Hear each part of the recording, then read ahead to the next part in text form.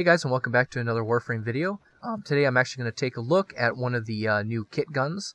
I actually purchased this one because I didn't really have time to farm today, and I wanted to do at least one review on these kind of Kitgun weapons.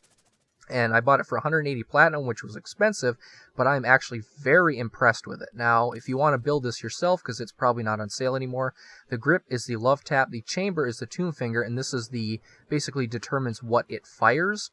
And then the loader is the splat. I think the loader is mostly dealing with magazine and alters your crit chance, and your grip affects like your fire rate and then sometimes your ammo size, or I might have switched those around. Anyways, as you can see, just base, it's 41% crit chance, 2.3 multiplier, which is great. It has a low fire rate of only 2.5, a good magazine of 2.3, a fast fire rate of, or fast reload of 1.7, and a decent 19% status chance, which is almost 20, and 20% is usually good enough for dual crit and status hybrid builds. And you can also see that it also does 86 radiation at base with a little bit of impact and puncture.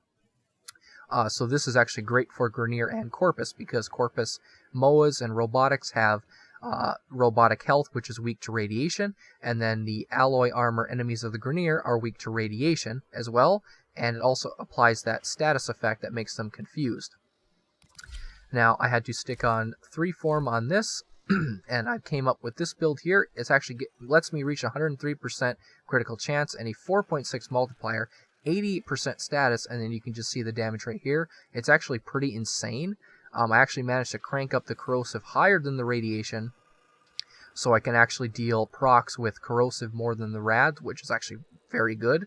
Obviously, these are not max. I think it's like 120 something percent, I think, crit chance, but 100% is fine. And when I was leveling this up, I've noticed a few mechanics with this thing, and it's pretty interesting. So let's just get these two guys here. KhorCS at the start. This build, like I said, is good against both KhorCS and Grineer. However, if I was going up against KhorCS normally, I would switch out the heat for cold instead. So I have corrosive, which is not that great, but it will actually remove armor of some bursas, radiation for crowd control and MOAs, and then the cold for shields. But the interesting thing about this is, first of all, it's a projectile weapon, and it has very good range.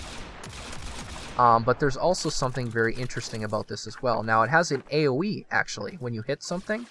But if you hit the ground here, it's actually very short. It's only like 2 meters. So you can see, I have to get very close. Now, just get these enemies back up. Now, however, if I fire at this enemy from here, you'll notice he gets damaged as well, and at a pretty good distance. It was about 4 meters that time. So if I slam, I'm going to try to slam him. Nope. Slam the ground. Just get him a little bit closer. Now, if I try to hit him, you notice that the tech was not damaged. That's because the AoE is actually like this. When you fire, there's a radius like this. It's almost a full 90, but not quite. And it's sometimes it will go sideways. Yeah, like right there. But normally, what you'll do is you'll have a big crowd of enemies, and you'll fire. You'll actually damage them all. So I can actually see a lot of potential in this. If you're building this for KhorCS, a gas build would be incredibly effective because of this. I'm actually going to spawn a bunch of them just to show. Now, if I try to target, let's see, let's do this logically. Let's target this one right here in the front. Now, I should not hit anything else. Nope, I didn't hit any other enemy. However, if I hit this guy, I hit all the enemies in front of him too. And this is actually pretty significant. It's almost like having a punch-through shotgun, but it's a projectile pellet weapon. Now you can see the damage isn't great because that corrosive versus their shields. I'm actually going to tweak the build. I just wanted to show that it actually can have an AoE.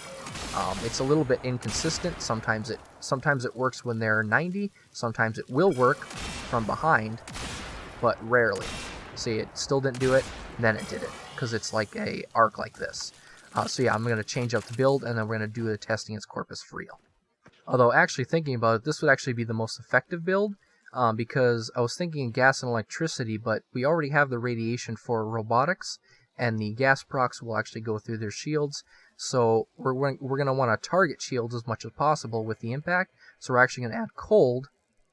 So gas and cold And if you don't know, status procs are affected by enemy speed as well, so if they get cold, the gas procs are actually going to last a little bit longer on them, which is actually pretty good. Okay, we should have 7 enemies here. 2, 4, 6, yep, we got 7. Let's try to target this Blitz Xmas right here. Now he died. Now his friends are probably going to die. Let's target this one as well. And then that one died already. Target this one. He's dead. He's dead. Now, this is the last one standing. Oh, I was hoping for a gas proc there. Boom. Dead. So yeah, it's actually incredibly powerful for basically, I think this mostly uses the first tier and second tier Kitgun parts, so that's actually pretty powerful. And of course, this is without a Riven. I'm pretty sure you can get Rivens for this, so even if it's like 3 disposition, this would actually be incredibly powerful with a Riven. So yeah, thanks for watching.